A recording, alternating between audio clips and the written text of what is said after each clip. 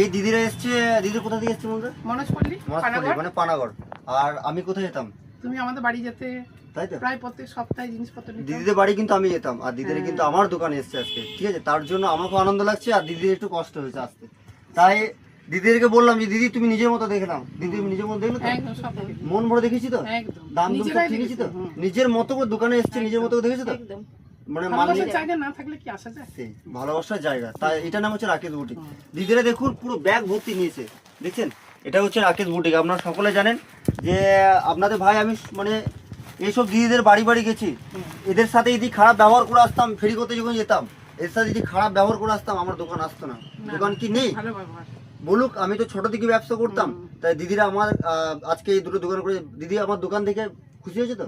হ্যাঁ, খুশি হয়েছে? একটা নয়, দুটো দোকান। তাহলে আর সবকিছু আপনাদের তুমি আরো ভালোবাসা, ভালো আমি হোক। সততায় ছিলাম, নিশ্চয়ই। করতে পেরেছি, তোমাদের আশীর্বাদ পাশে থাকবে, নিশ্চয়ই। এটাই তোমাদের কাছে কামনা করি।